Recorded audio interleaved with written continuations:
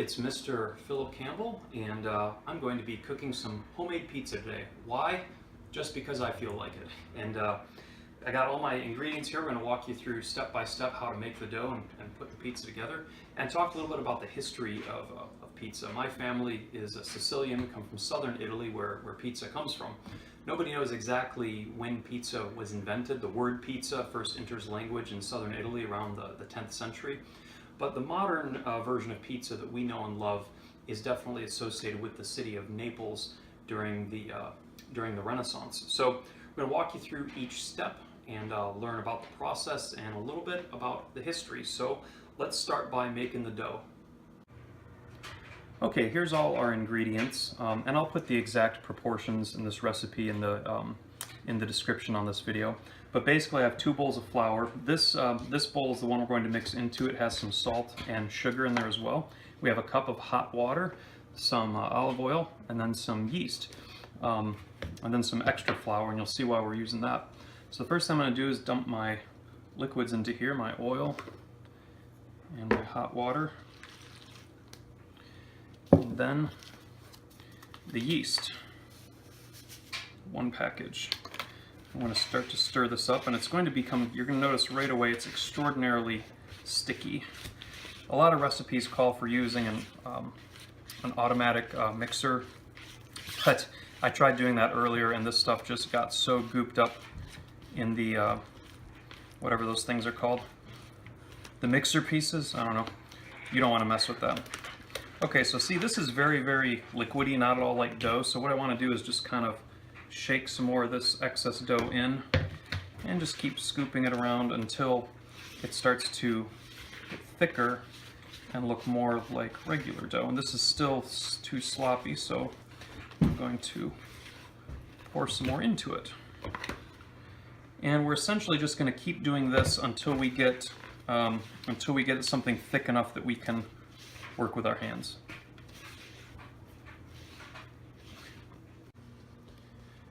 Okay, so I've added pretty much all of my flour, and you can see now that this is starting to get to a place where I can work it with my hands. So I'm just going to spend some time getting a lot of the excess flour and stuff off the bowl and just working this with my hands. I mentioned that pizza, as we know it, comes from the southern Italian city of Naples. During the Renaissance, it was a flatbread with sauce and different toppings. It was served in the street. It was actually known as a poor person's food. So it wasn't something that your upper classes would have eaten. It didn't get really popular until much later, and there's a popular story that in around 1889, a Neapolitan pizza maker made a pizza in honor of Queen Margherita of Savoy. And this was a pizza that had oregano and tomato sauce and mozzarella cheese and all sorts of vegetables to match the green and red and white colors of the Italian flag. And that was known as the Pizza Margherita in honor of Margherita of Savoy. And this recipe was very popular, and I think we can trace 1889 to be the pivotal point in the mainstreaming of pizza. Okay, so this is pretty good. Now let's flop it down and start kneading this dough. Okay, now that I got this nice workable blob of dough in my hands, I'm going to knead the dough. Knead, N-E, no, not N-E, K, silent K, K-N-E-A-D. I got a bunch of flour down here on my work area, and I'm just going to flop this bad boy down here. And kneading the dough is kind of a process where you just work it, you're trying to build just one solid unitary lump. Right now you can see it's all cracked and split, and that's not good for working it. So basically what I'm going to do is I'm going to smoosh it down, work it with my fingers, and then just kind of roll it up again, smoosh it into a ball, flop it back down on the flour, work it with my hands, try to press some of the air bubbles out, then I'm going to roll it up again, squeeze it, just compact it as much as you can. Punish it. Bad boy.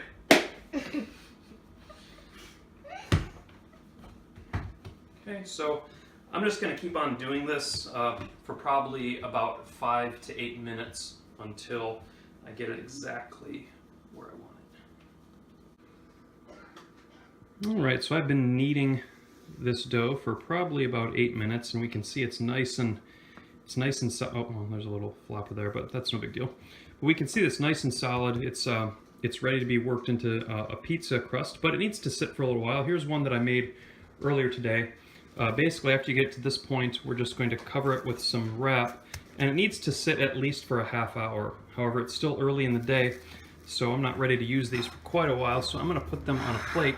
And I've found in my years of cooking pizza that the doughs seem to work best when they're a few hours old and when they've been refrigerated for a little while before usage. So I'm going to just take these and refrigerate them for a couple of hours, and when I'm ready to cook my pizza, they'll be just the exact right consistency that I want them. Save these for later.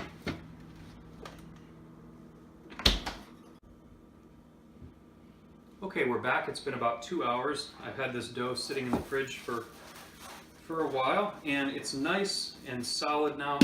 It's gotten a little bit bigger because of the yeast, and it's in perfect shape for us to form it into the crust. You want to make sure that you have a lot of flour on the working surface here. You need a lot of flour in order to spread the dough out. You need basically your whole table needs to be covered. So get this on here, and I'll show you how to turn it into a crust now. Okay, so I got my flour here, and now what you do is you put your hands in the center, kind of like a triangle, and you just kind of start to work it out like that.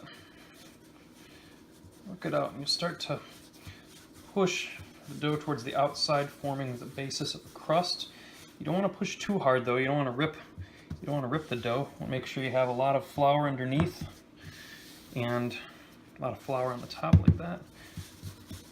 There we go. Looks like I might rip this if I'm not careful here. So be very gentle. Oh, darn it. No problem. I can put that back together. It happens. Okay.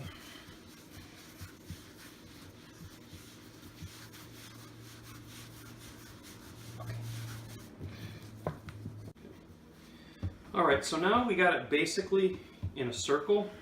It's not quite big enough yet, so I'm going to put it on my fist like this. Whoa. Try to stretch it out a little bit.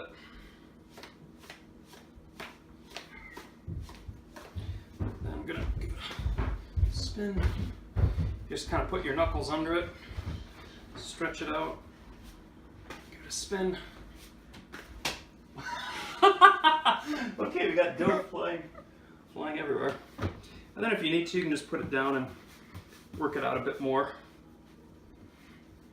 And sometimes you have to do this quite a few times to get it the way you want it, but spinning is the traditional and best way to work the dough.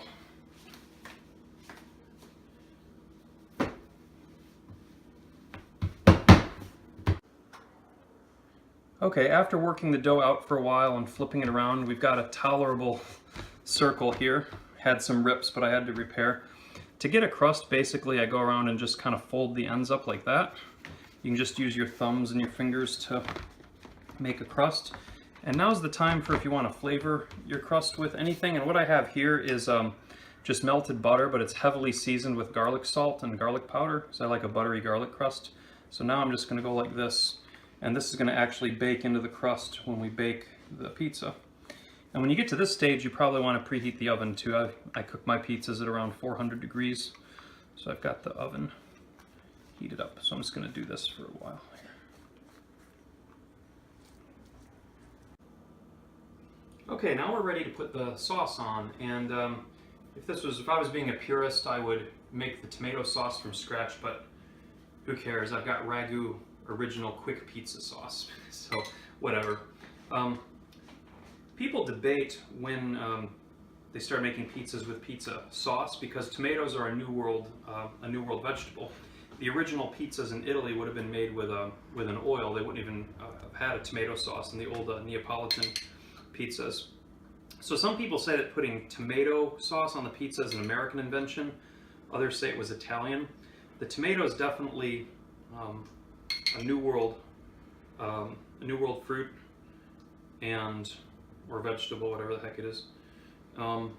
It came to Italy and was being farmed in Italy by the 1800s, and probably by the 1900s, they were definitely 1920s, World War I, World War II era, the Italians were definitely making pizza with tomato sauce on it. And even when this came to America, it was known as pizza in the Italian style.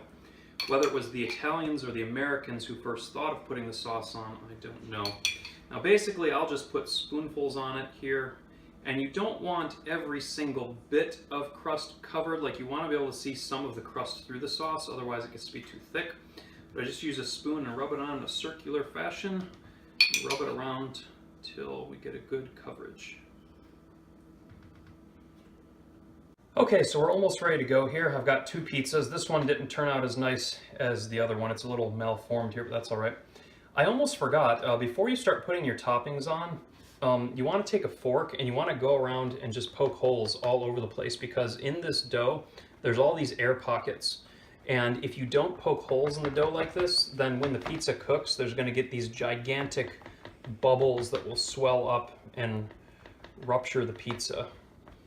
So now in pizzerias, they actually have a tool like a roller with points on it, but not the pizzeria, so I'm just going to poke it with a fork.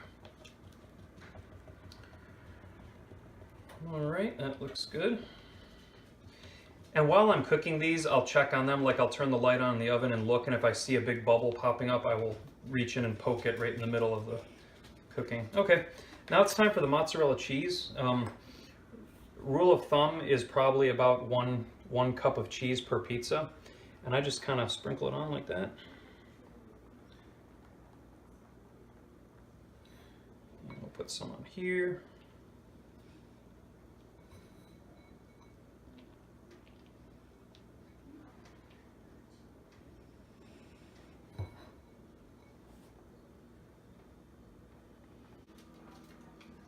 Okay, now we're ready for toppings, and I've got quite a few here. I've got some mushrooms, bacon, green peppers, ham, and pepperoni.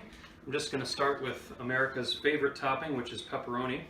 Pepperoni is pretty interesting. You would think it's an Italian meat, but it's actually not. It was invented by Italians, though, but Italian Americans, and as far as we can tell, pepperoni was invented sometime around the turn of the 20th century by Italian American butchers who put certain spicy seasonings in their sausages, and as the pizza craze caught on in the early mid-20th century, pepperoni very quickly became Americans' favorite topping on the pizza. So it is Italian, but it's Italian-American, just like chicken Parmesan, which people think is Italian, but it's Italian-American.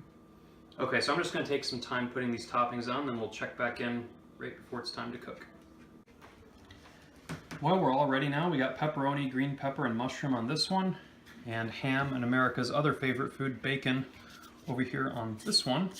And I got my my oven preheated to 400, so now we're going to slide these bad boys in. And I don't know, I would cook these for about 10 minutes before I check them. And you definitely want to keep an eye on it, though. I would turn the light on. And just keep an eye if you see bubbles popping up, just open it and pop them with a fork. So anyhow, we'll check on them when they're done. Well, we're all set here. As you can see, we got two very nice looking pizzas here.